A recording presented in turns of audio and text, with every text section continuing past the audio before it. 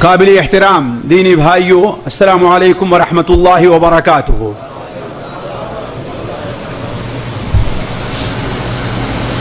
عید قرباں کی آمد ہے۔ یہ ذی الحجہ کا مہینہ جس قدر قریب آتا جا رہا ہے، جس طریقے سے یہاں سب سے زیادہ ایک حج کا تصور ہمارے اور آپ کے ذہن میں آتا ہے، ہمارے اور آپ کے ملکوں میں سب سے زیادہ اس مہینے کے آتے آتے قربانی کا تصور رہا کرتا ہے۔ ہر آدمی قربانی کرنا چاہتا ہے، اللہ تبارک و تعالیٰ کے لیے ایک جانور ذبح کرنا چاہتا ہے، لیکن اسی کے ساتھ ساتھ بعض کمزور ایمان، کمزور دل، نامصلحت اندیش لوگوں کی طرف سے قربانی پر بعض اعتراضات بھی اٹھتے ہیں۔ ان ملکوں میں بھی جہاں مسلمان اقلیت میں ہیں، اور ان ملکوں میں بھی جو اسلامی ملک کہلاتے ہیں، وہاں بھی اس قسم کی آوازیں اٹھتی ہیں۔ ابھی چند دن پہلے ہمارے ایک سمجھدار بھائی نے ٹیلی فون کیا اور یہ مشورہ کرنا چاہا کہ آج ہمارے ملکوں میں سیلاب ہے، پریشانی ہے، لوگ فقر و فاقہ کی زندگی بسر کر رہے ہیں، تو اگر ہم قربانی کرنے کے بجائے وہی پیسہ غریبوں پر صدقہ کر دیں تو کیا یہ بہتر نہیں ہوگا؟ بلکہ یہی نہیں، 1960 میں ہماری مملکت خداداد پاکستان کے اندر سے یہ آواز اٹھی، بلکہ ایک بہت بڑے ممبر اور اسٹیج سے یہ اعلان کیا گیا کہ اگر قربانی کا پیسہ قومی فنڈ میں دے دیا جائے تو ان کی قربانی ادا ہو جائے گی۔ اس کے بعد بھی بار بار یہ آواز اٹھتی رہی، حتیٰ کہ ایک بار تو ایک مضحکہ خیز آواز اٹھتی ہے اور ملک کے بڑے اور بلکہ سب سے بڑے لیڈر کی طرف سے کہ آج پوری کی پوری قوم قرضے کے تلے دبی ہوئی ہے، قوم کے ہر فرد کے اوپر اتنا قرضہ ہے، لہذا ان کے اوپر قربانی فرض ہی نہیں ہے، لہذا قربانی کا پیسہ حکومت کو دے کر کے جو اصل قرض ہے، اور وہ قرض کس کا ہے؟ عالمی بینکوں کا قرض ہے، یعنی سود جو ہے وہ اسے ادا کیا جائے اور قوم کو بچایا جائے۔ اس قسم کی بہت سی آوازیں اٹھتی ہیں۔ بسا اوقات کچھ لوگ کہتے ہیں کہ قربانی کرنے سے ہمارے ہم وطن جو لوگ ہیں ان کی دل آزاری ہوا کرتی ہے، لہذا قربانی کے بجائے یہی پیسہ اگر غریبوں اور مسکینوں اور محتاجوں پر تقسیم کر دیا جائے تو کیا برا ہے؟ ساتھیوں، اس قسم کی آوازیں اٹھتی ہیں اور ہم سے زیادہ آپ لوگ ان آوازوں کو سنتے ہوں گے، اور ہو سکتا ہے کہ بہت سے ہمارے بھائی جو میری آواز کو ڈائریکٹ یا انڈائریکٹ سن رہے ہیں، ان کے ذہن میں بھی اس قسم کے شبہات ہوں، اس قسم کے خیالات آ رہے ہوں۔ یہ چیز ساتھیوں کیوں پیدا ہوتی ہے؟ وہ یہ ہے کہ اصل میں ہم نے قربانی سے متعلق اسلامی روح اور شرعی روح کیا ہے اسے ہم نے سمجھا نہیں۔ اس لیے آج کی مجلس میں میں آپ کے سامنے یہی چیز واضح کرنا چاہوں گا کہ قربانی کیا چیز ہے اور اس کی اہمیت کیا ہے اور اس کے مقاصد کیا ہیں۔ یہ تین چیزیں ساتھیوں رہے گی۔ پہلی چیز، قربانی ہے کیا چیز؟ دوسری چیز، شرعی اعتبار سے قربانی کی اہمیت کیا ہے؟ اور تیسری چیز، آخر قربانی کا ہمارے اوپر مشروع ہونے، واجب یا سنت مؤکدہ ہونے کے آخر مقصد کیا ہے؟ اس چیز کو اگر سمجھ لیا گیا تو اس قسم کی باتیں جو ہمارے اور آپ کے سامنے آ رہی ہیں ان کا دفاع بڑی آسانی سے اور ان کا رد بڑی آسانی سے ہو جائے گا۔ دیکھیے، قربانی کے لیے جسے ہم اور آپ قربانی کرتے ہیں، کہتے ہیں، شریعت کی اصطلاح میں اسے اضحیہ کہا جاتا ہے۔ اسے اضحیہ جس کی جمع اضاحی یا ضحیہ جس کی جمع ضحایا ہے۔ اضحیہ اس بکری کو کہا جاتا ہے جو چاشت کے وقت میں ذبح کی جاتی ہے۔ تو چونکہ عید اضحیٰ کے موقع پر چاشت کے وقت نماز سے فارغ ہونے کے بعد یہ جانور ذبح کیا جاتا ہے، اس لیے اس کا نام کیا رکھ دیا گیا؟ اضحیہ رکھ دیا گیا۔ اور اسے قربانی اس لیے کہتے ہیں کہ یہ بھی قرآن مجید کے ایک لفظ سے بن کر کے آیا ہے۔ قرآن مجید میں اللہ تبارک و تعالی ارشاد فرماتا ہے، وَاتْلُ عَلَيْهِمْ نَبَأَ ابْنَيْ آدَمَ إِذْ قَرَّبَا قُرْبَانًا، اِذْ قَرَّبَا قُرْبَانًا، یعنی ان کے سامنے آدم علیہ السلام کے دونوں بیٹوں کا قصہ بیان کرو جبکہ انہوں نے قربانی پیش کی، قربانی پیش کی۔ تو قربان کے معنی اصل میں وہ ہوتا ہے کہ وہ چیز جو اللہ تبارک و تعالی کا قرب اور اس کی نزدیکی حاصل کرنے کے لیے پیش کی جائے۔ اللہ تعالی کا قرب اور نزدیکی حاصل کرنے کے لیے اگر کوئی چیز پیش کی جائے تو یہی چیز قربانی ہوتی ہے۔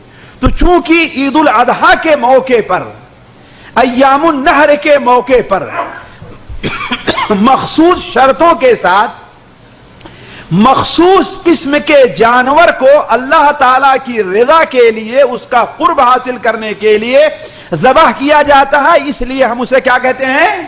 قربانی کہتے ہیں۔ قربانی ساتھیوں، اس پر بھی آپ غور کرتے جائیں کہ قربانی کے لیے شرط ہے۔ اللہ کے رسول صلی اللہ علیہ وسلم نے قربانی کے جانور کے لیے بھی، قربانی کے واجب ہونے کے لیے بھی اور قربانی کرنے والے کے لیے بھی کچھ شرائط رکھی ہیں۔ یہ باتیں میں تھوڑی تفصیل کے ساتھ اس لیے رکھ رہا ہوں کہ جو چیز قرآن مجید اور حدیث میں اس کو یہ اہمیت دی گئی ہو، اس کا بدل کوئی دوسرا عمل کیسے بن سکتا ہے؟ جس چیز کو شریعت کے اندر یہ اہمیت دی گئی ہو تو قربانی کے مشروع ہونے کے لیے بھی شرائط ہیں، قربانی کے جانور کے لیے بھی شرطیں ہیں اور قربانی کرنے والے کے لیے بھی شرطیں ہیں۔ قربانی کے مشروع اور واجب ہونے کے لیے سب سے پہلی شرط یہ ہے کہ وہ انسان مسلمان ہو، کافر کے اوپر قربانی اس کے لیے مشروع نہیں ہے۔ وہ عاقل ہو، مجنون اور پاگل سے قربانی کا مطالبہ نہیں ہے۔ وہ بالغ ہو، نابالغ کہ اسے قربانی کا مطالبہ نہیں ہے۔ اسی طریقے سے مستطیع اور صاحب استطاعت ہو، جس کے پاس قربانی کی طاقت نہیں ہے اسے قربانی کا مطالبہ نہیں ہے۔ یہ الگ مسئلہ ہے کہ اگر وہ کرے، مثال کے طور پر کسی نے اسے قربانی کے ایک جانور دے دیا، اگر وہ کرے تو اس کی قربانی اللہ تعالیٰ کے نزدیک مقبول ہو جائے گی۔ اسی طریقے سے قربانی کے جانور کے لیے شرط یہ ہے کہ قربانی کا جانور کوئی بھی جانور نہیں ہو سکتا۔ وہ کیا ہونا چاہیے؟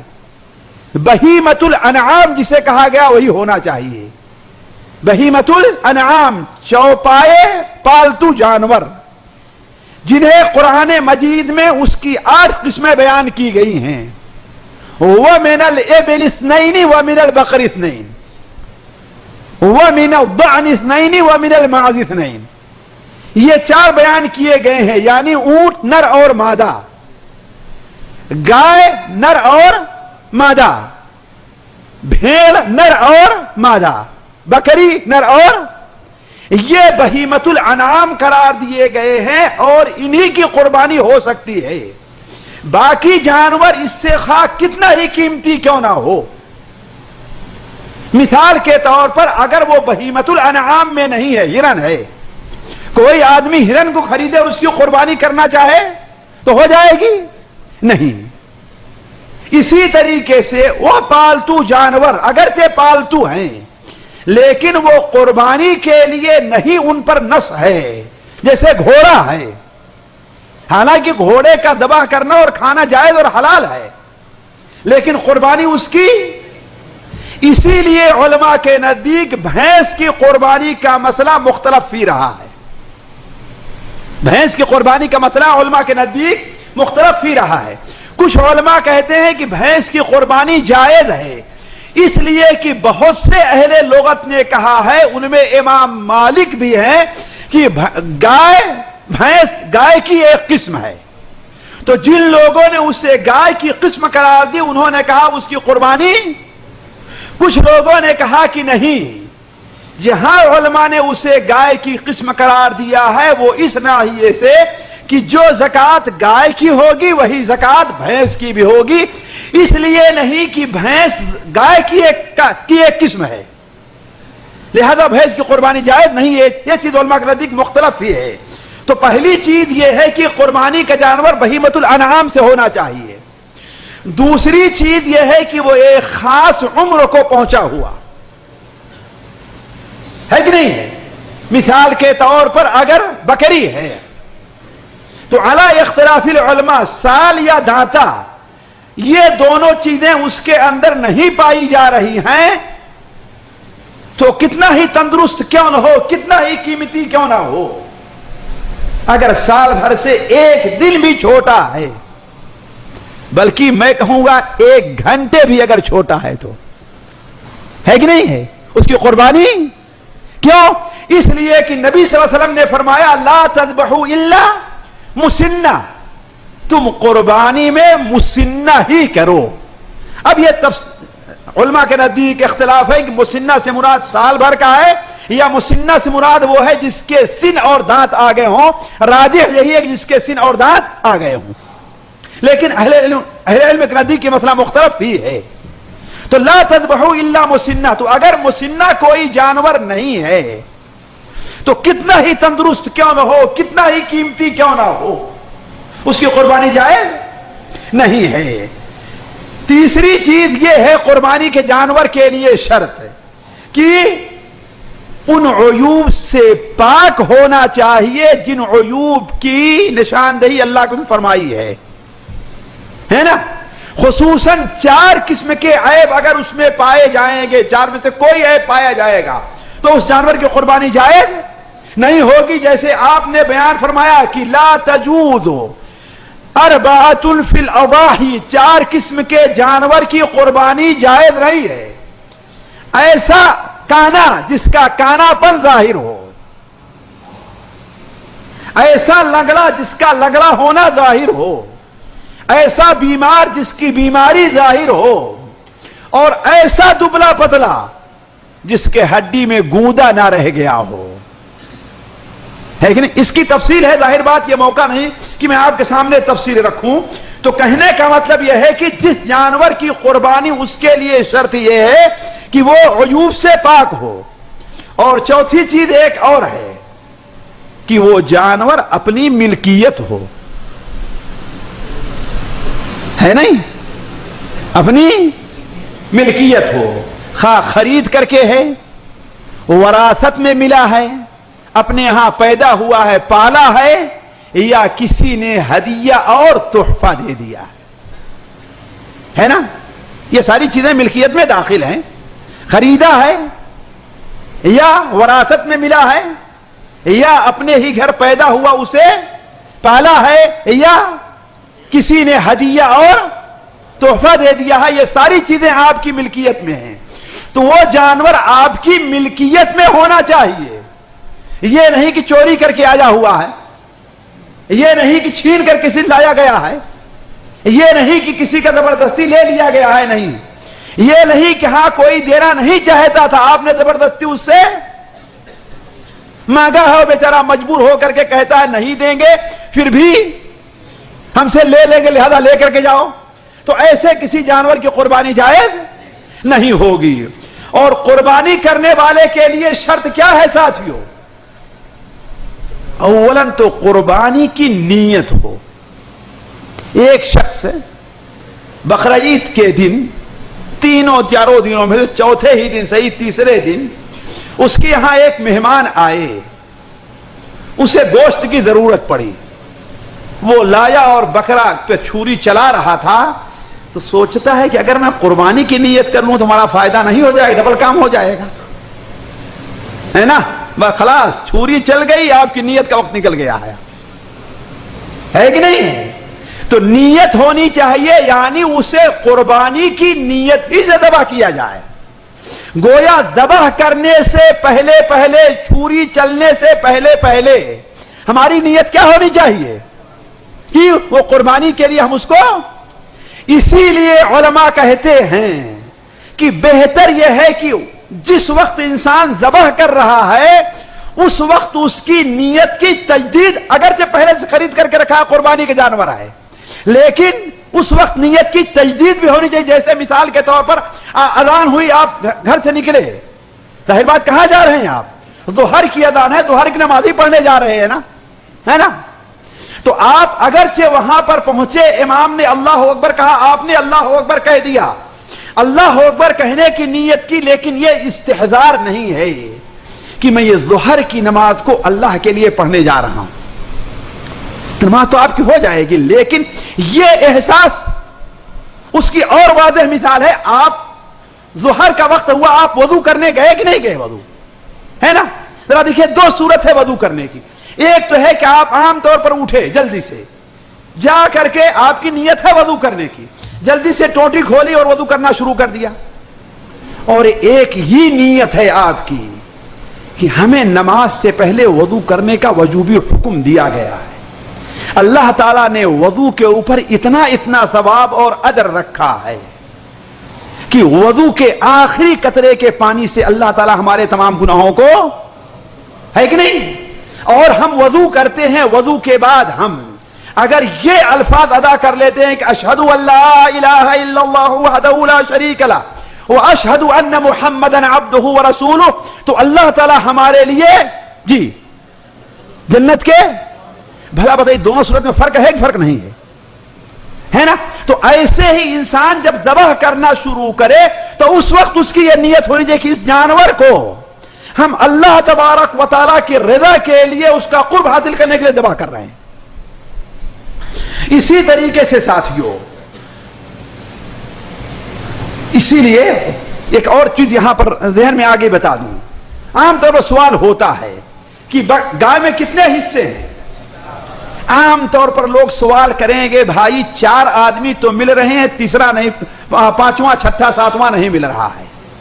लेकिन अगर उसमें एक आदमी अकीके की नियत कर ले तो ऐसा होता है कि नहीं होता है। एक आदमी ठीक है, चलो भाई मैं उसका गोश्त ले लूंगा, कोई बात नहीं, गोश्त की नियत कर ले तो यह जायज होगा नहीं जायज होगा। साथियों, इख्तिलाफ है और अहवत इसी में एहतियात है कि वो पूरा का पूरा जानवर जो खून बह रहा है किस नियत से होनी चाहिए, कुर्बानी की नियत से होनी चाहिए। इसीलिए मुझे बहुत पसंद आई उन उलमा की बात जो कहते हैं कि इसमें बंटवारा नहीं हो सकता है, खून एक है, खून जो बह रहा है, अगरचे हमारी और आप की आसानी के लिए अल्लाह ताला ने उस जानवर को हमारे लिए 7 हिस्सों में तकसीम कर दिया है, लेकिन खून क्या है, एक है। लिहाजा 7 की नियत क्या होनी चाहिए, कुर्बानी की होनी चाहिए। इसी तरीके से एक वक्त चीज यह है कि कुर्बानी को उसके वक्त में दबा किया, शरीयत तरफ से मुतय्यन है, शरीयत की तरफ से मुतय्यन है उसी वक्त में। इसीलिए अगर कोई आदमी, मिसाल के तौर पर जैसे हमारे यहां होता है, बाद जगह ईद की नमाज 9:30-10 बजे पढ़ते हैं, बात सही कि नहीं सही है, सुन्नत के खिलाफ है, ये कतई खिलाफ है। अहले इल्म को इस पर तवज्जो देनी चाहिए।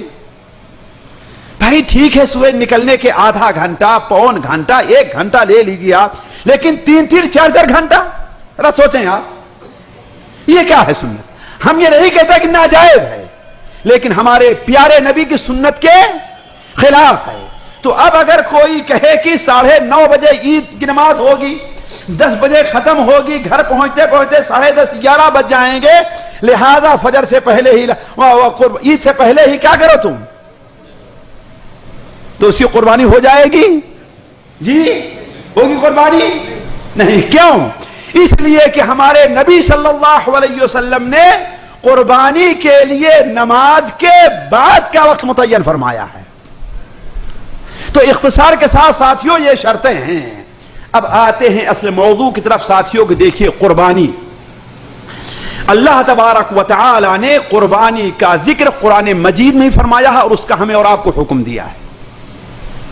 اللہ کے رسول صلی اللہ علیہ وسلم کی حدیثیں قربانی سے متعلق متواتر ہیں، جس میں کہیں قربانی کی اہمیت بیان کی گئی ہے، کہیں قربانی کی فضیلت بیان کی گئی ہے، کہیں قربانی کے جانور کے اوصاف اور صفات بیان کیے گئے ہیں، کہیں قربانی کے شرائط کا بیان ہے، کہیں قربانی کے وقت کا بیان ہے، کہیں یہ بیان ہے کہ ہاں کن کن جانوروں کی قربانی نہیں کی جائے گی.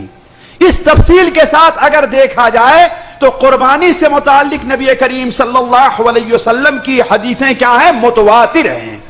اسی لیے امت کا اس کے اوپر اجماع ہے کہ قربانی مسلمانوں کے شعار میں سے ایک شعار ہے، مسلمانوں کی سنت میں سے ایک سنت ہے، جس کا ثبوت قرآن مجید سے بھی ہے، حدیث سے بھی ہے اور علماء کے اجماع سے بھی ہے.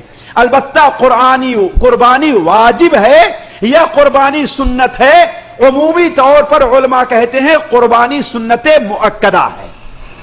قربانی سنت مؤکدہ ہے. البتہ امام ابو حنیفہ رحمہ اللہ کے نزدیک، جس کی تائید امام ابن تیمیہ رحمہ اللہ نے بھی کی ہے، امام شوکانی نے بھی کی ہے، وہ یہ کہتے ہیں قربانی سنت مؤکدہ ہی نہیں بلکہ صاحب استطاعت پر قربانی واجب ہے. صاحب استطاعت پر اگر کوئی آدمی مستطیع ہے، اس کے پاس ایک جانور ذبح کرنے کی طاقت ہے، تو کیا ہے؟ اس کے اوپر قربانی واجب ہے. اس لیے کہ نبی کریم صلی اللہ علیہ وسلم نے ارشاد فرمایا، سنن اب ابن ماجہ وغیرہ میں روایت ہے، من وجد ساعتن، جس کے پاس استطاعت ہے اور وہ قربانی نہیں کرنا چاہتا تو ہمارے ساتھ نماز پڑھنے بھی نہ آئے. ہمارے ساتھ اسی طریقے سے مخنف بن سلیم کی روایت سنن ابو داود میں ہے کہ نبی کریم صلی اللہ علیہ وسلم نے ارشاد فرمایا حجۃ الوداع کے موقع پر کہ ہر گھر والے پر سال بھر میں ایک قربانی ہے. تو بہت سے علماء اس طرف گئے ہیں کہ قربانی کیا ہے، اور یہ قربانی اسی وقت ادا ہوگی جبکہ خون بہایا جائے، بغیر خون بہائے قربانی نہیں ہوگی. اسی لیے بعض علماء نے کہا ہے، سعید ابن مسیب کا بھی قول ہے کہ اگر کوئی آدمی جتنے کا جانور ہے اس کا 10 گنا بھی پیسہ صدقہ کر دے، اللہ تعالیٰ کے راستے میں غریبوں کو دے دے، پھر بھی اس کی قربانی ادا نہیں ہوگی. قربانی اس کے اوپر قرض رہے گی جس کو ادا کرنا ہوگا.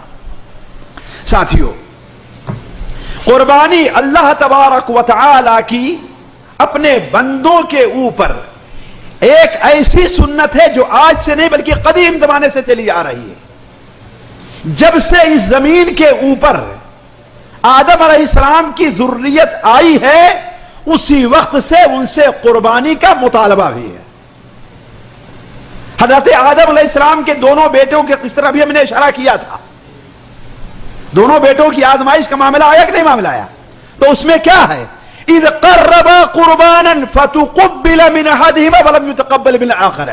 جبکہ دونوں نے قربانی دی، حابیل نے بھی، اور ایک کی قربانی قبول کر لی گئی اور دوسرے کی قربانی قبول. تو قربانی آج کوئی نئی چیز. اللہ تعالیٰ ارشاد فرماتا ہے وَلِكُلِّ أُمَّةٍ جَعَلْنَا مَنْسَكًا، ہم نے ہر قوم کے لیے قربانی کا ذبح کا ایک دن اور ایک وقت متعین کیا ہے. لِيَذْكُرُوا اسْمَ اللَّهِ عَلَى مَا رَزَقَهُم مِّن بَهِيمَةِ الْأَنْعَامِ، تاکہ اس دن میں اللہ نے انہیں جو چوپائے پالتو دیے ہیں اس پر اللہ تبارک و تعالیٰ کا نام لیں. تو قربانی کوئی صرف اسی امت کے لیے نہیں ہے بلکہ پچھلی امتوں میں سے بھی.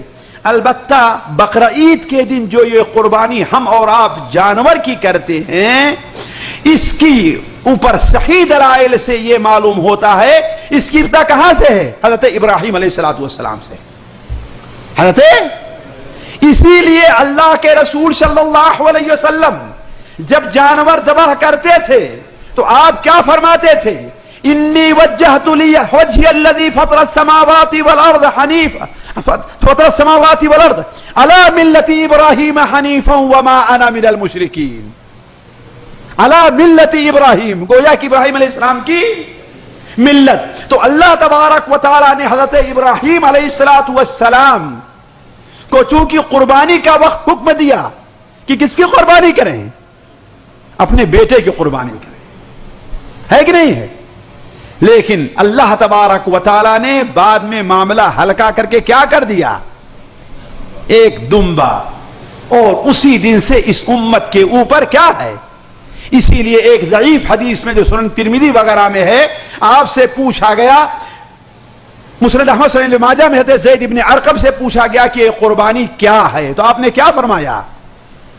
تمہارے باپ ابراہیم کی سنت ہے. تو یہ قربانی جو ہم اور آپ کر رہے ہیں یہ کیا چیز ہے ساتھیوں؟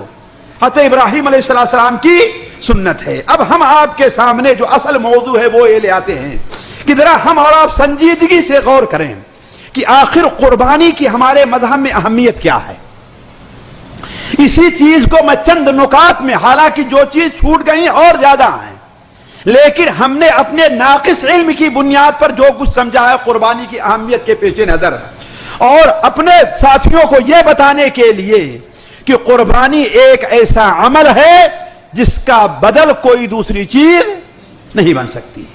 اس کی اہمیت کے پیش نظر سب سے پہلے اگر ہم قرآن اور حدیث کے اوپر غور کرتے ہیں ساتھیوں تو ہمیں یہ معلوم ہوتا ہے کہ قربانی کرنا اللہ تبارک و تعالی کا حکم ہے، اور ہمارے نبی صلی اللہ علیہ وسلم کو اللہ تعالیٰ نے خصوصی حکم دیا ہے. اس نعمت کے عوض کی اللہ تعالیٰ نے آپ کو کوثر عطا کیا تھا. انا اعطیناک الکوثر فصل لربک وانحر. ہم نے آپ کو کوثر عطا کیا، لہذا اس کے شکریہ میں آپ اپنے رب کے لیے نماز پڑھیے اور قربانی کیجیے. آپ اگر دیکھیں تو دوسری بات یہ کہ قرآن مجید میں قربانی کو نماز کے ساتھ ایک سے زائد جگہ بیان کیا گیا ہے. نماز کا حکم ہے اور قربانی کا. اس کا مطلب کیا ہے ساتھیوں؟ میں سوچ رہا تھا کہ جس طریقے سے جسمانی عبادات میں، اس لیے کہ یہ بات آپ سے پہلے بتا چکا ہوں کہ ہماری عبادات کئی قسم کی ہیں، ہے نا؟ دل کی عبادت، مال کی عبادت، جسمانی عبادت اور زبان کی، ہے نا؟ یہ بات پہلے آ چکی ہے نا؟ تو جسمانی عبادت کا جس طریقے سے بڑا اہم مظہر نماز ہے، ایسے ہی مالی عبادت کا بڑا اہم مظہر کیا ہے؟ قربانی ہے. لہذا اس کا بدل، جیسے نماز کا بدل کوئی اور چیز نہیں ہو سکتی ہے. بعض جاہل لوگ وہ نماز نہیں پڑھتے ہیں لیکن اپنے والدین کے لیے بہت ان کی مدد کرتے ہیں. نماز نہیں پڑھتے ہیں لیکن صدقہ اور خیرات، ان سے کہا جائے بھائی وہ نہیں ہوتے لیکن میں یہ کام تو کر رہا ہوں، یہ جہالت ہے. آپ صبح سے شام تک والدین کا پیر دھوئیے لیکن آپ پانچوں وقت نہیں، صرف ایک وقت کی نماز بھی چھوڑتے ہیں، پھر بھی آپ کا والدین کی خدمت اللہ کے نزدیک مقبول نہیں ہے. بات صحیح کہ نہیں صحیح ہے؟ آپ اپنا سارا مال اللہ کے راستے میں خرچ کر دیجئے لیکن آپ ایک وقت کی نماز نہیں بلکہ 5 نمازوں میں سے کسی نماز کی 1 رکعت بھی چھوڑ دیجئے تو آپ کا کوئی صدقہ اللہ کے نزدیک مقبول نہیں ہے. تو جس طریقے سے جسمانی عبادتوں میں ایک بڑا اہم مظہر نماز ہے، ایسے ہی مالی عبادات کا بڑا اہم مظہر کیا ہے؟ قربانی ہے. جس طریقے سے نماز کا بدل کوئی دوسرا عمل نہیں ہو سکتا ہے، ایسے ہی استطاعت کے باوجود قربانی کا بدل دوسرا کوئی عمل نہیں ہو سکتا. جس طریقے سے نماز صرف رب کے لیے پڑھی جا سکتی ہے، رکوع صرف رب کے سامنے کیا جا سکتا ہے، سجدہ صرف رب کے سامنے کیا جا سکتا ہے، ایسے ہی قربانی صرف رب کے لیے پیش کی، کسی اور کے لیے پیش نہیں کی جا سکتا. جیسے اگر کوئی قبر پر جھکتا ہے تو شرک کر رہا ہے، ایسے ہی اگر کسی اور کو راضی کرنے کے لیے جانور ذبح کرتا ہے تو شرک کر رہا ہے کہ نہیں ہے؟ اسی چیز کو اللہ تبارک و تعالی نے اپنی نبی کی زبانی قرآن مجید میں کیا بیان فرمایا؟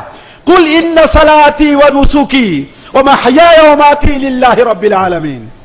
آپ کہیے کہ میری نماز اور میری قربانی ہے کہ نہیں ہے؟ میری نماز اور میری.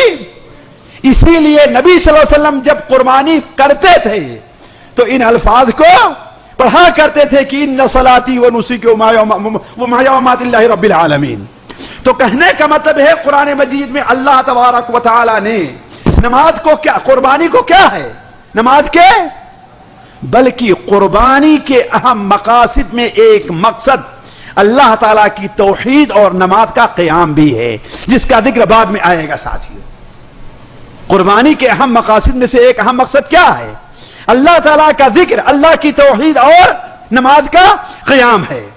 دوسری چیز ساتھیو، نبی کریم صلی اللہ علیہ وسلم کی اگر آپ سنت کو دیکھیے، نبی کریم صلی اللہ علیہ وسلم قربانی کا، حالانکہ میں نہیں سمجھتا الا ماشاء اللہ آج ہم میں سے کوئی نبی کریم صلی اللہ علیہ وسلم سے نہ مالدار ہوگا نہ آپ سے غریب کوئی ہوگا، دونوں بات ہیں. نہ نبی صلی اللہ علیہ وسلم سے مالدار کوئی ہوگا، کیوں؟ دل کی مالداری اصل ہے کہ نہیں ہے، اور نہ آپ سے غریب ہوگا کہ 3 مہینے تک آپ کے گھر میں چولہا بھی نہیں جلتا تھا. ہے بات صحیح کہ نہیں صحیح ہے؟ کیا ہم میں سے کسی کے اوپر ایک وقت آیا ساتھیو کہ 24 گھنٹہ کھانے کو نہ ملا ہو؟ لیکن ہمارے پیارے نبی پر کتنی بار ایک وقت آئے کہ 1 نہیں 2 نہیں 3 پتھر باپ باندھ کر کے رکھا کرتے اپنے پیٹ کے اوپر. ہے بات صحیح کہ نہیں صحیح؟ لیکن اس تنگی کے باوجود بھی ہمارے نبی صلی اللہ علیہ وسلم نے قربانی کبھی چھوڑی نہیں ہے. ساتھ سنن ترمذی میں حضرت عبداللہ ابن عمر کی روایت ہے کہ آپ صلی اللہ علیہ وسلم 10 سال مدینہ منورہ میں رہے اور ہر سال قربانی کرتے رہے. بھلا بتائیے مسلمانوں پر جو تنگی اس وقت تھی آج بھی وہ تنگی ہے؟ اللہ کے رسول نے کیے کیوں نہیں کہ بھائی تم لوگ قربانی نہ کرو، بلکہ کیا کرو؟ غریبوں میں اپنا پیسہ تقسیم کر دو. ہمارے ان مولویوں کو جو حکومت کی ہمنوائی کرتے ہیں اور ان لیڈروں کو عقل کے ہوش اور ناخن لینا چاہیے کہ لا تبدیل لکلمات اللہ، اللہ کے احکام کو بدلنا جائز نہیں ہے. سارا معاملہ آ کر کے قربانی ہی کے اوپر کیوں اٹکتا ہے؟ اپنے بچے کا معاملہ ہو، زمین خریدنے کا معاملہ ہو، گاڑی خریدنے کا معاملہ ہو تو کھڑے کھڑے آپ سے لاکھوں روپے نکل آتے نہیں نکلتے ہیں. لیکن جب اللہ تعالیٰ کے راستے میں غریبوں پر صدقہ کرنے کا معاملہ ہے تو کیا کرتے ہیں؟ قربانی کے پیسہ غریبوں کو دے دو. یہ کیوں نہیں کہتے کہ جتنا پیسہ تو اپنے بچوں کے لیے ایک جانور ذبح کرتے ہو قربانی کے لیے، اتنے پیسے کا اور انتظام کرو، غریبوں پر تقسیم کر دو؟ یہ تو نہیں کہا جاتا ساتھیوں. تو کہنے کا مطلب ہمارے نبی صلی اللہ علیہ وسلم حتیٰ کہ ساتھیوں آپ صلی اللہ علیہ وسلم سفر میں بھی قربانی کیا کرتے تھے، صرف حضر میں نہیں، اگر سفر میں ہوتے پھر بھی قربانی کرتے. چنانچہ مسند احمد میں، سنن ترمذی میں، سنن نسائی میں نبی کریم صلی اللہ علیہ وسلم کا فرمان ہے. عبداللہ ابن عباس کی روایت ہے کہ ایک بار ہم آپ صلی اللہ علیہ وسلم کے ساتھ سفر میں تھے تو ہم لوگ گائے میں 7 آدمی شریک ہوئے اور اونٹ میں 10 آدمی شریک ہوئے. ابھی اس کی توجیہ کرتا ہوں آپ کے سامنے. بتانا صرف یہ ہے ساتھیوں کہ قربانی کا اہتمام نبی صلی اللہ علیہ وسلم کے پاس یہ تھا کہ آپ صرف سفر ہی میں نہیں بلکہ حضر میں، بلکہ ساتھیوں سیرت نبی کا مطالعہ کریں، آپ احادیث نبوی کا مطالعہ کریں. مدینہ منورہ پر مشکل سے مشکل وقت آیا ہے، مسلمانوں پر تنگی سے تنگی کا وقت آیا ہے، لیکن نبی صلی اللہ علیہ وسلم نے قربانی نہ کرنے کی اور چھوڑنے کی اجازت نہیں دی. میں کوئی بھی بات بغیر حدیث کے حوالے سے نہیں کرتا. صحیح بخاری اور صحیح مسلم میں ہے، حضرت سلمہ ابن اکوع کی روایت ہے اور متعدد صحابہ کرام سے روایت ہے کہ ایک بار مدینہ منورہ میں قحط سالی پڑی. اور اتفاق یہ کہ یہ کس کا معاملہ تھا؟ بقرعید کا معاملہ تھا. جب بقرعید کا وقت آیا تو بادیہ کے علاقے کے پاس پڑوس کے بہت سارے لوگ مدینہ منورہ میں آ گئے. ظاہر بات ہے کس انتظار میں آئے تھے ساتھیوں؟ اسی انتظار میں آئے تھے کہ گوشت ذبح ہوگا تو ہمیں ملے گا. اس سال نبی کریم صلی اللہ علیہ وسلم نے اعلان فرما دیا کہ 3 دن سے زیادہ قربانی کا گوشت رکھنا جائز نہیں ہے، غریبوں میں تقسیم کرو. لیکن قربانی کے یہاں کہا کہ قربانی نہ کرو، یہ مال کس کو دے دو؟ ذرا سوچیں یہاں مشکل وقت آپ نے یہ حکم تو لگایا کہ قربانی کا گوشت 3 دن سے زیادہ نہ کھاؤ، لیکن یہ نہیں کہا کہ ہاں قربانی نہ کرو، وہ پیسہ کس کو دے دو؟ وہ جانور غریب. آپ نے نہیں فرمایا. دوسری صورت ساتھیوں، عام حکم یہ ہے کہ اونٹ ہے یا گائے ہے، کتنے آدمی کی طرف سے ہے ساتھیوں؟ 7 آدمی. لیکن ایک وقت آیا کہ آپ صلی اللہ علیہ وسلم سفر میں تھے، جانوروں کی کمی تھی، اونٹ میں 7 آدمی شریک ہوتے تو جتنے مسلمان سفر میں تھے ہر ایک کی طرف سے قربانی پوری نہ ہو پاتی. تو آپ صلی اللہ علیہ وسلم نے یہ فیصلہ فرما دیا کہ اونٹ 10 آدمی کے بدلے ہوگا. ذرا قربانی کی اہمیت سمجھیے. آپ ذرا سوچیں عام حالات میں کیا حکم ہے. آپ نے بیان فرمایا کہ البقرۃ عن 7 والجزور عن 7. گائے کی قربانی 7 آدمی کی طرف سے ہو سکتی ہے اور اونٹ کی قربانی 7 آدمی کی طرف سے ہو سکتی ہے. لیکن جب آپ سفر میں تھے، جانوروں کی کمی تھی، تو گائے کو تو آپ نے 7 کی طرف سے رہنے دیا، لیکن تاکہ سارے مسلمان قربانی میں شریک ہو جائے آپ نے کیا کہا؟ اونٹ میں لو 10 آدمی کسی بھی طریقے سے قربانی کرو. تو تم ذرا سوچیں یار، بھلا بتائیے ساتھیوں، جہاں قربانی کی یہ اہمیت ہو وہاں یہ کہہ دیا جائے کہ اس سال پوری امت کے اوپر، پوری قوم پر بڑا قرضہ ہے کہ نہیں ہے؟ وہ بھی قرضہ کاش کے جائز قرضہ ہوتا، کاش کے حلال قرضہ ہوتا. قرضہ کس کا ہے؟ سود پر سود، سود پر سود لگتا جا رہا ہے. لہذا آپ لوگ قربانی نہ کر کے پیسہ قوم کے فنڈ میں دے دو. کاش کے قوم کے کام تو آتا وہ پیسہ کس کے جیبوں میں جائے گا؟ قرضہ اپنی جگہ رہ جائے گا، اس میں کمی نہیں واقع ہوگی.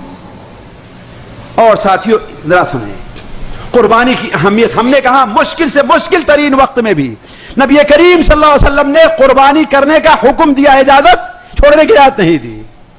صحیح بخاری صحیح مسلم ہے، براء ابن عازب کی روایت ہے کہ نبی کریم صلی اللہ علیہ وسلم نے عید کے موقع پر قربانی کا حکم دیا. تو ہمارے والد نے سوچا کہ آج عید کا دن ہے، ایسا کرتے ہیں کہ اپنے بچوں کے لیے عید پڑھنے جانے سے پہلے کیا کریں؟ قربانی کر دیں. ذبح تو کرنا ہے نا، 1 گھنٹہ پہلے 1 گھنٹہ بعد. لیکن انہوں نے کر دیا. اب مصلی میں عیدگاہ میں گئے تو آپ صلی اللہ علیہ وسلم نے فرمایا کہ اس دن سب سے پہلے ہم کیا کریں گے؟ نماز پڑھیں گے اور اس کے بعد قربانی کریں گے. تو ان کے ماموں براء ابن عازب کے ماموں آتے ہیں کہ اے اللہ کے رسول صلی اللہ علیہ وسلم، ہم نے تو اپنی قربانی کر دی ہے. آپ نے کیا فرمایا؟ یہ نہیں کہ چلو ٹھیک کوئی بات نہیں جانے دو، اور یہ بھی نہیں فرمایا کہ تمہاری قربانی نہیں ہوئی. آپ نے فرمایا کہ اس کے بدلے دوسرا جانور ذبح کرو. تم کیا کہا؟ حالانکہ ان کے اوپر اتنی تنگی تھی ساتھیوں کہ ان کے پاس دوسرا جانور قربانی کی عمر کو نہیں پہنچ رہا تھا. 1 سال سے کم کا بکری کا بچہ تھا.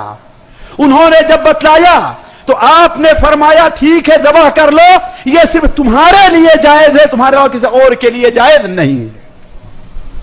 یہ قربانی کی اہمیت دیکھیے ساتھی.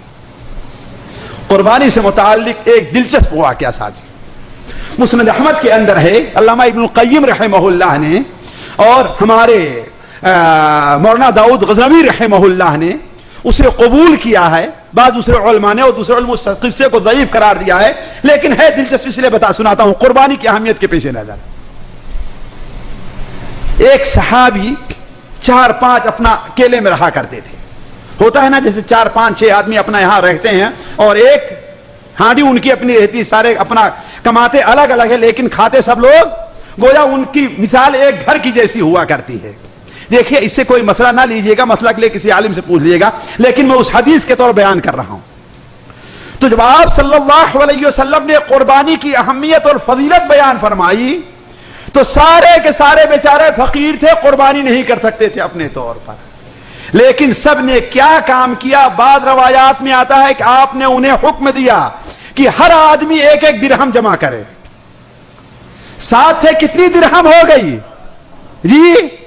اب 7 درہم میں تو ماشاءاللہ بکری خریدا تو بڑی اچھی بکری ملی، یہاں 2-2.5 درہم میں ملتی تھی، 7 درہم میں تو آج کے لحاظ سے بھینسا مل گیا ہوگا، ہے کہ نہیں؟ بڑی بکری ملی۔ تو انہوں نے کہا اے اللہ کے رسول صلی اللہ علیہ وسلم یہ جانور ہم لے آئے تو ہیں لیکن بڑا قیمتی ہے۔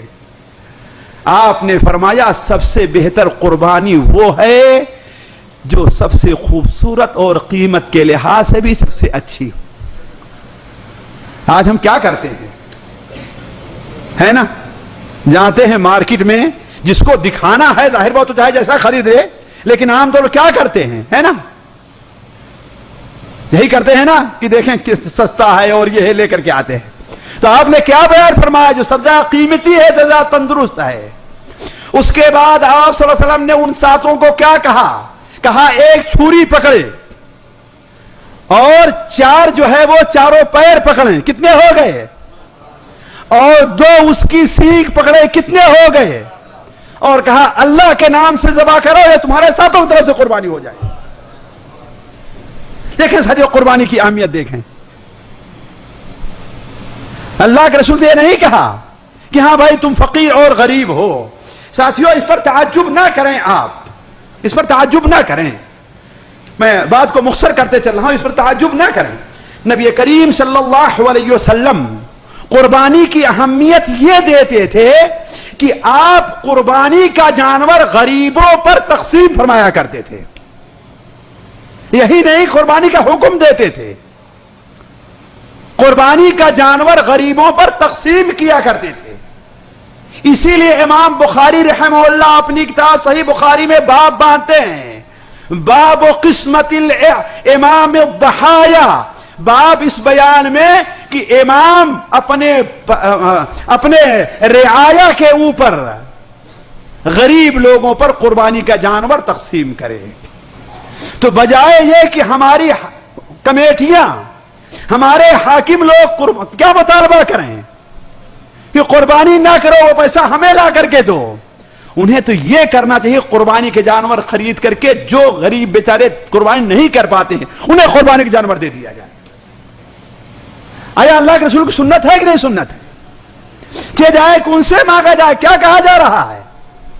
تو اللہ کے رسول صلی اللہ علیہ وسلم نے کیا فرماتے تھے؟ قربانی کا جانور تقسیم کرتے، عقبہ ابن عامر کی روایت ہے کہ نبی کریم صلی اللہ علیہ وسلم نے قربانی کا جانور تقسیم کرنے کی ہماری ذمہ داری لگائی، تقسیم کرتا رہا، آخر میں ایک بچہ جو میرے حصے میں آیا، جو بچہ وہ کسی حصے میں آیا۔ تو ہم نے کہا اے اللہ کے رسول صلی اللہ علیہ وسلم سارے لوگوں نے تو بڑے بڑے جانور لے لیے، ان کو مل گیا، میں کیا کروں؟ کہا جاؤ جو تمہارے حصے میں اس کی تمہیں قربانی کر دوں۔ تو قربانی کی اہمیت کے پیش نظر، بلکہ ساتھیوں میں تو یہ کہتا ہوں کہ اللہ کے رسول صلی اللہ علیہ وسلم کی قربانی کی اہمیت دیکھیے، اگر کوئی امتی مر چکا ہے، ابھی پیدا نہیں ہوا ہے اور اس کے پاس قربانی کی صلاحیت نہیں ہے تو ہمارے نبی اس کی طرف سے قربانی کیا کرتے تھے۔ ہے نا صحیح کہ نہیں صحیح ہے؟ سنا ہے نا آپ لوگوں نے حدیث کو؟ مسند احمد میں ہے کہ نہیں کہ نبی کریم جابر بن عبداللہ کی روایت ہے کہ نبی کریم صلی اللہ علیہ وسلم 2 جانور کی خرید کر کے لے آئے، ایک جانور آپ صلی اللہ علیہ وسلم نے اپنی طرف سے کیا اور دوسرے جانور کے بارے میں کیا فرمایا؟ اے اللہ تبارک و تعالی یہ جانور میری امت کے ان افراد کی طرف سے ہے جنہوں نے قربانی نہیں کی ہے. یہ قربانی کی اہمیت ہے کہ آپ کتنی اہمیت دیں. ساتھیوں کتنی حدیثیں آپ کے سامنے رکھوں, ذرا سوچیں آپ کہ قربانی کی کیا اہمیت ہے. لیکن مشکل یہ ہے کہ جس طریقے سے دیگر عبادتیں ہمارے ہاں صرف رسمی ہو گئی ہیں, ایسے ہی قربانی بہت سے لوگ قربانی کیوں کرتے ہیں؟ اس لیے کرتے ہیں کہ بچوں کو کھانے کے لیے گوشت مل جائے گا. کتنی محدود اور بچکانہ سوچ ہے ساتھی. یہ بچوں کی سوچ ہے. میں نہیں کہتا کہ ناجائز حرام یہ الگ مسئلہ ہے, لیکن بچکانہ سوچ دیکھیے آپ. قربانی کرتے اللہ ہی کے لیے, لیکن کیوں؟ آخر آپ نے یہ کیوں نہیں سوچا کہ قربانی مسلمانوں کا شعار ہے, مسلمانوں کی سنت ہے. جیسا کہ نبی کریم صلی اللہ علیہ وسلم کی حدیث ہے کہ جس شخص نے عید سے پہلے قربانی کی اس نے کھانے کے لیے گوشت رکھا ہے, اور جس نے عید کے بعد قربانی کی فقط اصاب سنتنا, اس نے ہماری سنت پر, اور بعض روایت میں اصاب سنت المسلمین, مسلمانوں کی سنت کے اوپر عمل کیا ہے. اسی لیے امام ابن تیمیہ رحمہ اللہ نے لکھا ہے کہ قربانی مسلمانوں کا ایک ایسا شعار ہے جو حج سے بھی اہم ہے.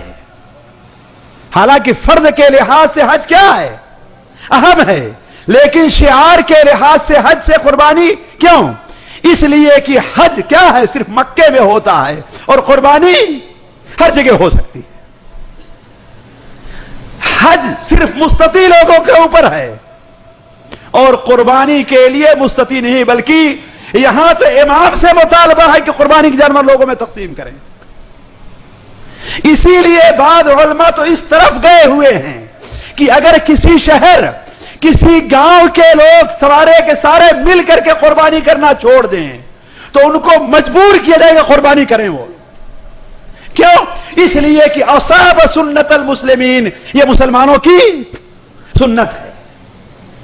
اور ساتھیوں قربانی کی اہمیت ہی کے پیش نظر نبی کریم صلی اللہ علیہ وسلم اگر کسی شخص نے, جیسا کہ ابھی اس سے پہلے گزرا, عید سے پہلے قربانی کر دیتا تھا تو آپ کیا فرماتے تھے؟ دوبارہ بھی قربانی کرو. اور قربانی کی اہمیت ہی کے پیش نظر وہ حدیث جو سنن ابو داؤد میں, مسند احمد میں, سنن ترمذی میں حضرت علی رضی اللہ عنہ مروی ہے. علامہ احمد شاکر, امام ترمذی, دو امام حاکم, یہ لوگ اس حدیث کو صحیح قرار دیتے ہیں, اور بعض علماء ضعیف. بتا دے رہا ہوں پہلے حدیث مختلف ہی ہے کہ اللہ کے رسول صلی اللہ علیہ وسلم حضرت علی کو وصیت کی تھی کہ میری طرف سے قربانی کرتے رہنا. یہی دلیل ہے ان علماء کی جو کہتے ہیں میت طرف سے قربانی جائز ہے, واضح دلیل ہے. لیکن پہلے بتا دوں کہ حدیث کی صحت علماء کے نزدیک کیا ہے, مختلف بھی ہے. اور آخری بات ساتھیوں, یہ بڑا لمبا موضوع ہے قربانی کی اہمیت سے متعلق. میں جو قربانی کے دو چار مقاصد جو ہے بیان کرنا چاہتا تھا وہ رہ جائیں گے, لیکن آخری چیز اس سلسلے میں, بلکہ آخری چیز ذکر کرنے سے پہلے ایک اور چیز ذکر کر دوں. ہمارے بہت سے بھائی فعلاً ایسے مجبور ہوتے ہیں قربانی نہیں کر پاتے. اللہ تعالیٰ ہر ایک کی مجبوری اور پریشانی دور کرے, ہے کہ نہیں ہے. لیکن اصل چیز ساتھیوں کیا, نیت ہونی چاہیے, ہے کہ نہیں. یہ نیت نہیں کہ چلو بھائی ہمیں اللہ نے فرصت دی ہے, یہ نیت نہیں ہونی چاہیے. نیت کیا ہونی چاہیے کہ کاش کہ اللہ تبارک و تعالیٰ بھی اگر ہمیں مال دیتا تو میں بھی اللہ تعالیٰ کے راستے میں, اپنے بچوں کے لیے نہیں, میں بھی اللہ تبارک و تعالیٰ کے راستے میں ایک جانور, اللہ کی رضا ہے, اس لیے کہ اس کی بڑی اہمیت ہے, اس کا بہت بڑا اجر ہے. وہ حضرت ابراہیم علیہ السلام کی سنت ہے, ان کی سنت زندہ کرنا چاہتے. اس نیت سے اگر کوئی, یہ نیت رکھنی چاہیے انسان, ہے کہ نہیں. اسی لیے علماء کہتے ہیں کہ مومن کی نیت ان کے عمل سے بہتر ہے, اور نیت سے آدمی وہ مقام پا لیتا ہے. اسی لیے تو میں کہتا ہوں ساتھیوں, اگر انسان کی نیت درست ہے تو اگر گناہ کرتا ہے تو اسے جنت ملتی ہے, اور اگر نیت بگڑی ہوئی ہے تو عبادت کرتا ہے تو جہنم میں جاتا ہے. نیتوں کی اصلاح کی ضرورت ہے ساتھیوں. اگر نیت درست ہو تو گناہ کرے تو کہاں جاتا ہے. اس لیے کہ اس بندے کی نیت درست تھی. اس کی زبان سے کیا نکل گیا؟ اے اللہ تعالیٰ تو میرا بندہ ہے، میں تیرا رب ہوں. ہے گناہ کی بات کہ نہیں؟ گناہ کی بات ہے کہ نہیں؟ شرک ہے نا. لیکن کہاں گیا وہ؟ اللہ نے اسے خوش ہوا ہی نہیں اللہ تعالیٰ. لیکن اگر نیت بگڑی ہوئی ہے تو اللہ تعالیٰ کے راستے میں اپنی گردن کٹا دیتا ہے. پھر کہاں جاتا ہے؟ صحیح مسلم شریف کی روایت ہے نا کہ 3 قسم کے آدمی ہیں جن کو سب سے پہلے جہنم میں ڈالا جائے گا. ایک شہید ہے، ایک مالدار ہے، اور ایک عالم ہے. بات صحیح نہیں صحیح؟ اسی لیے تو ہمارے نبی صلی اللہ علیہ وسلم نے ارشاد فرمایا کہ دنیا 4 قسم کے لوگوں کے لیے، یا دنیا میں 4 قسم کے لوگ بستے ہیں. ایک کو اللہ نے علم دیا ہے اور مال دیا ہے. کون سا علم ہے؟ وہ علم کی اپنے مال کو کیسے خرچ کیا جائے. تو اپنے علم کے مطابق اپنے مال کو خرچ کرتا ہے، یہ اللہ کے نزدیک سب سے اونچے مقام پر ہے. اور دوسرا وہ شخص جسے اللہ تعالیٰ نے علم دیا ہے لیکن مال نہیں دیا. وہ اپنے علم کے مطابق سوچتا ہے کاش کہ مجھے بھی مال ہوتا تو میں بھی فلاں کی طرح خرچ کرتا. کیا ہوا؟ آپ نے فرمایا دونوں کا مقام ایک ہے. کس بنیاد پر ساتھیوں؟ تو کہنے کا مطلب کہ اگر کسی کو یہ استطاعت نہیں ہے تو اسے اپنی نیت کی اصلاح کرنی چاہیے، نیت درست رکھنی چاہیے. آپ صلی اللہ علیہ وسلم نے ایک بار سنن ابو داؤد میں اور سنن نسائی میں حضرت عبداللہ ابن عمرو سے مروی ہے کہ آپ صلی اللہ علیہ وسلم نے ایک بار عید کے موقع پر خطبہ دیا، قربانی کے اوپر لوگوں کو ابھارا. ایک صحابی آتے ہیں اور کہتے ہیں اے اللہ کے رسول صلی اللہ علیہ وسلم، میرے پاس تو قربانی کا جانور نہیں ہے، البتہ دودھ کے لیے ایک بکری ہے، کیا میں اس کی قربانی کر دوں؟ ظاہر بات ہے دودھ بچوں کے پینے کے لیے ہے. آپ نے کیا فرمایا؟ نہیں، تم قربانی نہ کرو، البتہ قربانی کے دن اپنے ناخن کو کاٹو، اپنے موچھوں کو کاٹو، داڑھی کو نہ چھلاؤ. ہے کہ نہیں؟ موچھوں کاٹنے کا آپ نے حکم، داڑھی چھلانے کو حکم نہیں دیا ہے کہ نہیں ہے؟ موچھوں کو کاٹو اور اپنے زیر ناف بال کو صاف کرو، یہ تمہیں قربانی کا پورا اجر دے گا. ذرا دیکھیں آپ. تو میں آخری بات جو کہہ رہا تھا وہ یہ کہ اللہ کے رسول صلی اللہ علیہ وسلم قربانی کی اہمیت کے پیش نظر ساتھیوں، قربانی کے لیے آپ خوبصورت سا خوبصورت اور اچھے سے اچھے جانور کا آپ انتخاب کیا کرتے تھے. یہ نہیں کہ جیسا کوئی مل گیا سستا مہنگا، نہیں، خوبصورت سے خوبصورت جانور. چنانچہ صحیح بخاری صحیح مسلم حضرت انس بن مالک کی روایت ہے، حضرت جابر بن عبداللہ کی روایت ہے کہ اللہ کے رسول بکبشین املحین اقرنین، بکبشین املحین، 2 کبش 2 دمبے لے آئے جو املحین بڑے خوبصورت تھے. املحین بڑے خوبصورت تھے، اقرنین سیگ والے تھے، اور آپ نے ان کی قربانی کی. حضرت انس بن مالک کی روایت ہے کہ اللہ کے رسول ابو سعید خدری کی روایت ہے کہ اللہ کے رسول صلی اللہ علیہ وسلم ایک ایسے جانور کو ذبح کرتے تھے، دمبے کو، جو اقرن ہوا کرتا تھا، فحیل بڑا تندرست اور موٹا ہوا کرتا تھا. ينظر في سواد ويمشي في سواد ويأكل في سواد ويجلس في سواد. 4 صفت تھی. اس کا منہ کالا تھا، ہے نا، اس کے چاروں پیر کالے تھے، اس کے پیٹ کا جو یہ حصہ کیا تھا؟ کالا تھا. تو وہ چلتا تھا تو کالے سے، یعنی پیر سے، کھاتا تھا تو کالے سے. ينظر دیکھتا تھا تو آنکھیں بھی اس کی کیا تھی؟ یعنی اس کی خوبصورتی بیان کرتے. ذرا سوچیں آپ نبی صلی اللہ علیہ وسلم کس قدر اہمیت دیتے تھے قربانی کے جانور کی. اسی لیے تو صحیح بخاری شریف میں ابو عمر بیان کرتے ہیں کہ صحابہ کرام قربانی کے جانور کو پال کر کے تندرست کیا کرتے تھے، اور ہم بھی اس کو تندرست کرتے ہیں. ساتھیوں یہ بتائیے آپ، اللہ تبارک و تعالیٰ آپ کے دل کی نیت جانتا. ایک جانور ہے آپ بازار سے خرید کے، مہنگا خرید کر کے لے آئے، آپ اس کی گردن کے اوپر چھری چلا رہے ہیں. اور ایک جانور ہے آپ نے سال بھر سے اس کو پالا ہے، اپنے ہاتھوں سے پانی دیا ہے، کھانا دیا ہے، اپنے پاس رکھ. ذرا محبت کس کی ہوگی؟ جی ہے کہ نہیں؟ اور اصل چیز تو یہی ہے کہ قربانی کا ایک مقصد یہ ہے کہ انسان اپنی محبوب، بلکہ یہ مظہر ہے کہ اے اللہ تبارک و تعالی یہ جانور کس کے بدلے ہے؟ حضرت اسماعیل یعنی اپنے بیٹے کی قربانی کے بدلے ہے.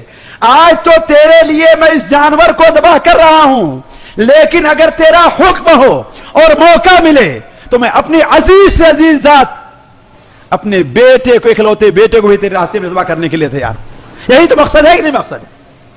تو اسی لیے اللہ کے رسول صلی اللہ علیہ وسلم قربانی کے جانور کے لیے بڑا اہتمام، بڑا خوبصورت کرتے تھے. ساتھیوں، آخر میں اس بات کو چھوڑ دے رہا ہوں کہ قربانی کی فضیلت کیا ہے، اس لیے کہ اہمیت کے پیش نظر اب آپ لوگوں کے سامنے قربانی کی اہمیت معلوم ہو گئی ہوگی، ورنہ قربانی کی فضیلت کے لیے یہی کیا کافی ہے کہ اللہ تبارک و تعالیٰ نے اسے ہمیں اور آپ کو کرنے کا حکم دیا ہے. لیکن ذرا اس بات پر بھی غور کر لیں کہ آخر اللہ تعالیٰ نے ہمارے اور آپ کے لیے قربانی کس مقصد کے لیے مشروع قرار دی ہے.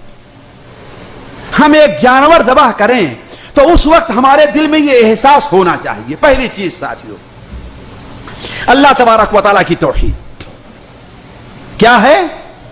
یہ جانور اللہ کی مخلوق ہے کہ نہیں؟ اللہ کی، لہذا اس جانور کو اللہ ہی کے نام پر ذبح ہونا چاہیے، ہے کہ نہیں؟ کسی اور کے نام پر اس کا ذبح کرنا جائز نہیں. اسی لیے تو اللہ کے رسول صلی اللہ علیہ وسلم جب قربانی کرتے تھے تو کیا فرماتے تھے؟ ان صلاتی و نسکی ومحیای ومماتی للہ رب العالمین لا شریک لہ، اس کے ساتھ کوئی شریک نہیں. وانا اول المسلمین، میں مسلمان، وانا من المسلمین، مسلمان. ہے نا صحیح کہ نہیں صحیح؟ نبی کریم صلی اللہ علیہ وسلم عید کے دن جانور ذبح کرتے تھے، اس کا اقرار کرتے تھے، اور اللہ تعالیٰ قرآن مجید میں ہمیں آپ کو ہی تعلیم دے رہا ہے. لِكُلِّ أُمَّةٍ جَعَلْنَا مَنْسَكًا، ہر امت کے لیے ہم نے قربانی کا ایک موقع قرار دیا ہے.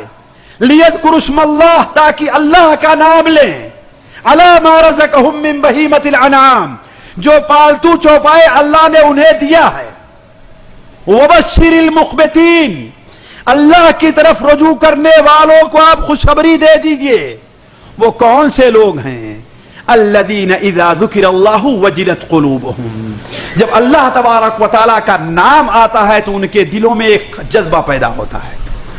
آج اگر توحید پر تقریر کیجئے تو، لیکن اگر بابا کی کرامت بیان کرنے لگیے تو سبحان اللہ ماشاء اللہ. ہے نا صحیح کہ نہیں صحیح؟ یہ ایمان کی نشانی نہیں ہے. تو الذین اذا ذکر اللہ وجلت قلوبہم والصابرین علی ما اصابہم، انہیں جو صبر لاحق ہوتا، انہیں تکلیف پہنچی اس پر صبر کرتے ہیں. والمقیم الصلاۃ، اور اللہ کے لیے نماز قائم کرتے ہیں. تو کہنے کا مطلب یہ ہے ساتھیو، توحید کوئی آدمی قربانی کرے تو صرف اسی مقصد کے لیے کہ یہ جانور ہے، اللہ کی مخلوق ہے، اسے غیر اللہ کے نام پر نہیں بلکہ صرف اللہ کے نام پر ہی ذبح ہونا چاہیے، کسی اور کے لیے نہیں. اسی لیے اللہ لِيَذْكُرُوا اسْمَ اللَّهِ، تاکہ اللہ تعالیٰ کا ذکر کریں ان جانوروں کے اوپر، کسی اور کا ذکر نہ کریں. دوسری چیز ساتھیو، قربانی کا جو ہمیں سبق دیتا ہے وہ طاعت شعاری ہے، اس لیے کہ ایک مسلمان کی صفت ہے، ایک مسلمان کی صفت ہے کہ اللہ کی طرف سے جو حکم بھی آئے، آمنا وصدقنا، ہم ایمان لے آئے اور اس کو مان لیا. سمعنا وَأَطَعْنَا، ہم نے سن لیا اور اس کی اطاعت. یہ نہیں کہ ہم سے تو یہ نہیں ہو سکتا، یہ نہیں ہم سے یہ نہیں ہو سکتا، نہیں، یہ نہیں. کوئی بھی حکم ہے شریعت کا، کوئی بھی شریعت کا حکم ہے، ہمیں کیا کرنا چاہیے؟ آمنا، سمعنا وَأَطَعْنَا.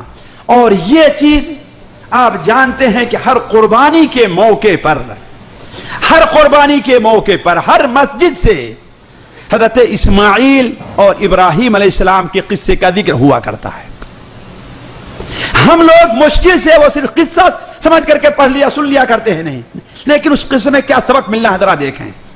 حضرت ابراہیم علیہ السلام کو اللہ نے یہ مقام کیوں دیا ساتھیوں؟ کیوں دیا؟ کہ ان کی سنت، ان کے طریقے پر آج دنیا میں لاکھوں اور کروڑوں مسلمان ان کی سنت کو زندہ کر رہے ہیں. کیوں مقام دیا؟ یہی خوبی تھی کہ ان کے ہاں اللہ کے احکام کے سامنے تسلیم تام پایا جاتا تھا. وَإِذِ ابْتَلَىٰ إِبْرَاهِيمَ رَبَّهُ بِكَلِمَاتٍ فَأَتَمَّهُنَّ، جبکہ ابراہیم کے رب نے انہیں چند باتوں سے آزمایا تو اسے انہوں نے پورا کر دیا. اذ قال له ربه اسلم قال اسلمت لرب العالمین. جبکہ اس کے رب نے کہا کہ بات مان لو ہماری، اس نے کیا کہا؟ رب العالمین کے تابع فرمان ہو گیا میں. اللہ نے خواب میں دکھلایا ساتھیوں، خواب میں.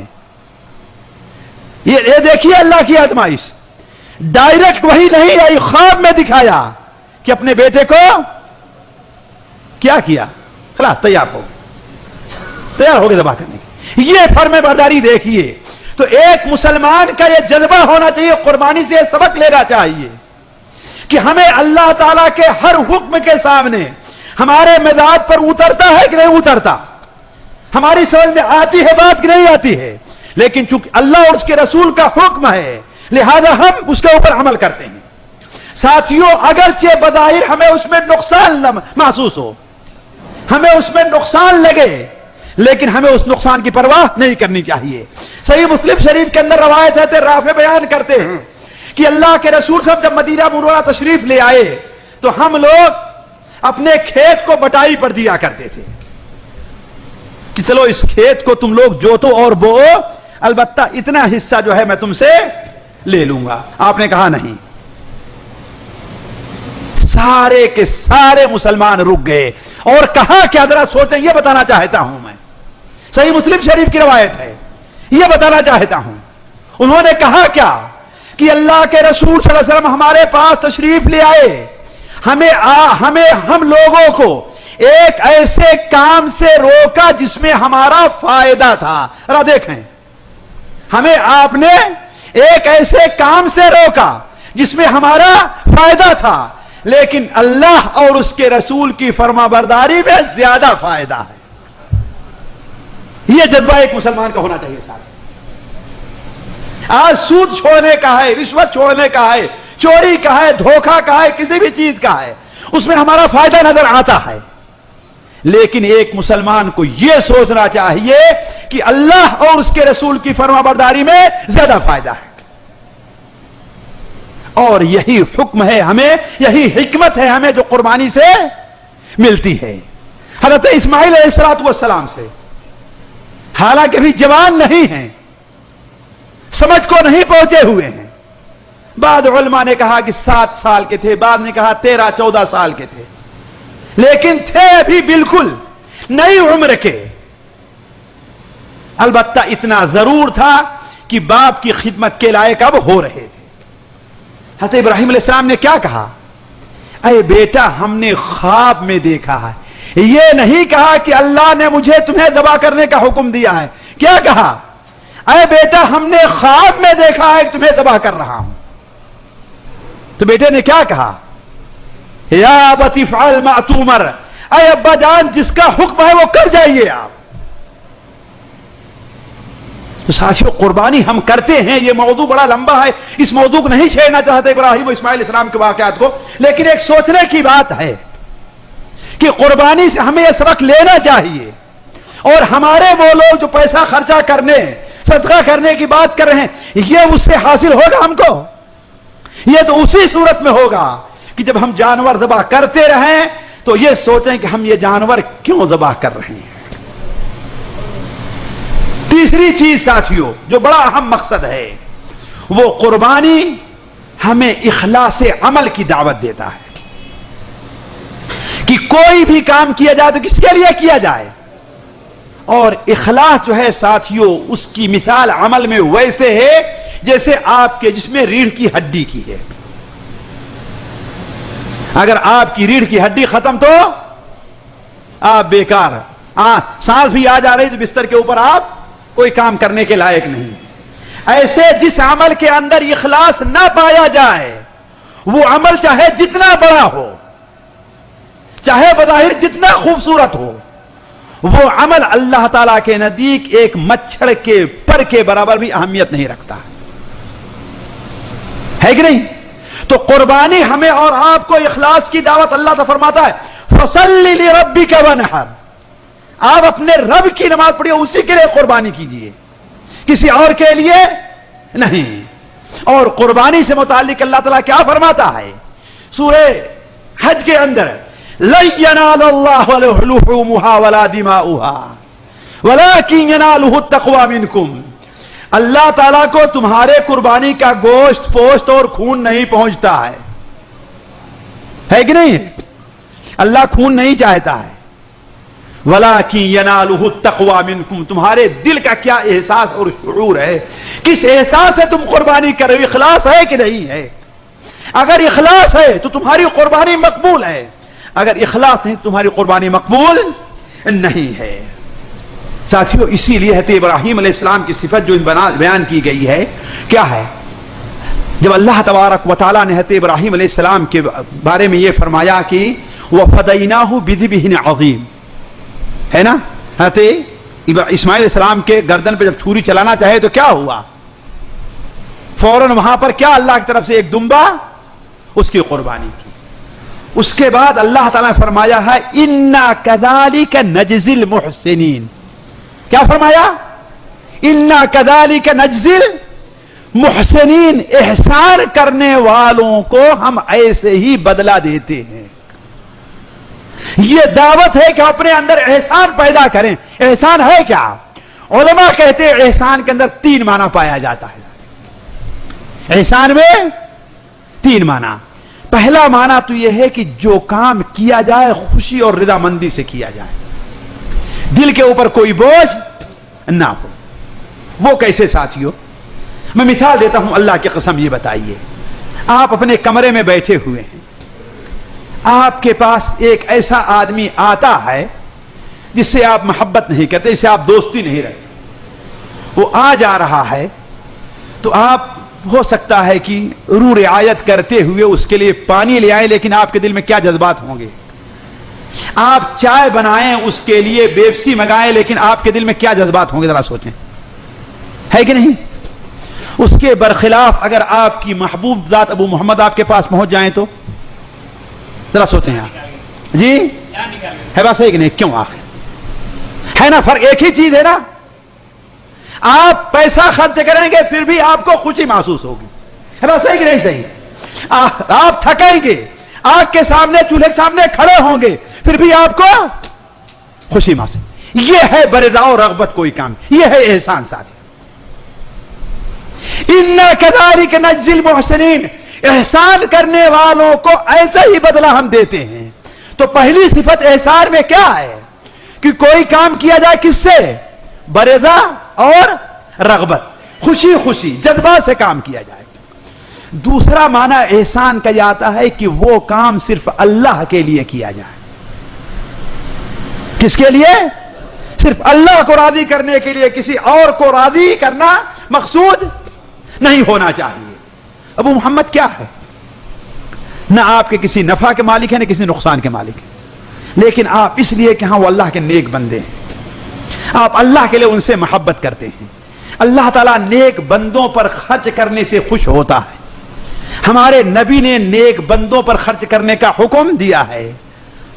لا یأکل طعامک الا لا تصاحب الا مؤمنا ولا یأکل طعامک الا تقی. تو صحبت اختیار کر تو کس کی؟ مومن کی. اور تیرا مال کھائے تو کون کھائے؟ متقی اور پرہیزگار. ہے کہ نہیں ہے؟ تو دوسری چیز یہ ہے کہ وہ کام کس لیے کیا جائے؟ اللہ کی رضا کے لیے، دنیا کا کوئی فائدہ نہ ہو. حضرت ابراہیم علیہ السلام نے دنیا کا کوئی فائدہ نہیں چاہا. باپ کو جب ذبح کرنا چاہے تو کس کے لیے؟ اللہ تعالیٰ کے لیے. اور تیسرا معنی احسان میں یہ آتا ہے کہ اس کو مکمل کیا جائے. کیا کیا جائے؟ مکمل پورے طور پر ادا کیا جائے. بھائی مثال کے طور پر آپ کسی کو ایک گلاس پانی پیش کر رہے ہیں تو ظاہر بات ہے یہ چیز بھائی عیب مانی جائے کہ آپ لے کے اس کے سامنے ایسے رکھ دیا، ہے کہ نہیں؟ برخلاف اس کے آپ نے ایک گلاس لیا اور ایسے اس کے سامنے، ہے کہ نہیں؟ وہ ہاتھ بڑھاتا نہیں پھر بھی آپ ہاتھ بڑھائے ہوئے، ہے کہ نہیں؟ یہ ہے تکمیل ساتھیوں، ہے کہ نہیں؟ تو کوئی کام کرے تو کیا کرے؟ اس کو پورے طور پر ادا کرے. تو کذالک نجزی المحسنین، یہ تینوں چیزیں احسان میں داخل ہیں. تو میں یہ کہہ رہا تھا ساتھیوں کی یہ قربانی ہمیں کس کا سبق دیتی ہے؟ اخلاص کا. اخلاص ہی کی برکت تھی کہتے ابراہیم علیہ الصلوۃ والسلام کو اللہ تعالیٰ نے یہ مقام دیا ہے. اور آخری چیز آج مجھے جو کہنی ہے، قربانی کے مقاصد میں سے ایک مقصد کیا ہے؟ صبر اور استقامت بھی ہے، کہ انسان اپنے اندر صبر پیدا کرنے کی کوشش کرے اور اپنے اندر استقامت پیدا کرنے، دین کے اوپر ثابت قدمی. کیوں؟ اس لیے کہ یہی دو چیزیں ہیں جس پر قائم رہ کر کے انسان کامیابی کے درجہ حاصل کر لیتا ہے. صبر کرنا، اور صبر کیا اپنے صبر پر قائم نہیں رہے گا تو بیکار ہے کہ نہیں؟ اسی لیے یا ایھا الذین آمنوا اصبروا وصابروا، اے ایمان والو صبر کرو، وصابروا صبر کے اوپر جمے رہو. ساتھی ہے کہ نہیں؟ حضرت ابراہیم علیہ السلام نے صبر کیا کہ نہیں کیا؟ اور اپنے صبر پر آخری لمحے تک، یہاں تک کہ بیٹے کے گردن کے اوپر چھری چلانے کے لیے تیار ہو گئے. اس سے بڑی استقامت اور کیا ہوگی ساتھیوں؟ بیٹا لیٹا ہوا ہے، اسے معلوم ہے کہ میری گردن میں چھری چلنے جا رہی ہے، لیکن یہ صبر اور استقامت دیکھیے کہ پیر میں حرکت نہیں ہو رہی ہے ساتھیوں. تو قربانی انسان جب کرتا ہے تو یہ سوچے کہ یہ قربانی ہمیں کیا سبق دے رہی ہے؟ ہمیں صبر اور استقامت. اور ظاہر بات یہ چیزیں میں اس لیے ذکر کر رہا ہوں ساتھیوں کہ یہ چیز قربانی کا پیسہ صدقہ کر دینے سے ہمیں حاصل نہیں ہوگی، قربانی کرنے ہی سے حاصل ہوگی.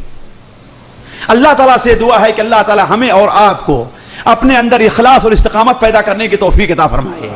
اللہ تعالیٰ ہمیں اور آپ کو احکام شریعت کے اوپر عمل کرنے کی توفیق عطا فرمائے. اللہ تعالیٰ ہمارے اور آپ کے اندر وہ جو خیالات پیدا ہو جا رہے ہیں دین کی باتوں کو تبدیل کرنے اور بدلنے سے متعلق، اللہ تعالیٰ ہمیں اور آپ کو ان تمام خیالات سے محفوظ رکھے. اللہ تعالیٰ ہمیں اور آپ کا، ہمارا آپ کے یہاں پر جمع ہونا قبول فرمائے. یہاں جمع ہونے کی برکت سے اللہ تعالیٰ ہم میں سے ہر شخص کی اصلاح فرما دے، ہر ایک کو اسلام کا پابند بنا دے، ظاہری اور باطنی طور پر ہمارے اندر اسلام کی محبت پیدا کر دے. ہمارا یہاں جمع ہونے کی برکت سے اللہ تعالیٰ ہمارے سے ہر ایک کے گناہوں کو معاف فرمائے. اللہ تعالیٰ اس مبارک گھڑی کی برکت سے ہماری یہ دعا قبول فرما لے کہ مسلمانوں کے مسائل کو حل کر دے. اللہ تعالیٰ مسلمان جہاں کہیں بھی ظالموں کے چکی میں پس رہے ہیں، اے اللہ تعالیٰ ان سے نکلنے کے لیے کوئی بہترین صورت عطا فرما. سبحانک اللہم و بحمدک، اشہد ان لا الہ الا انت، استغفرک و اتوب الیک.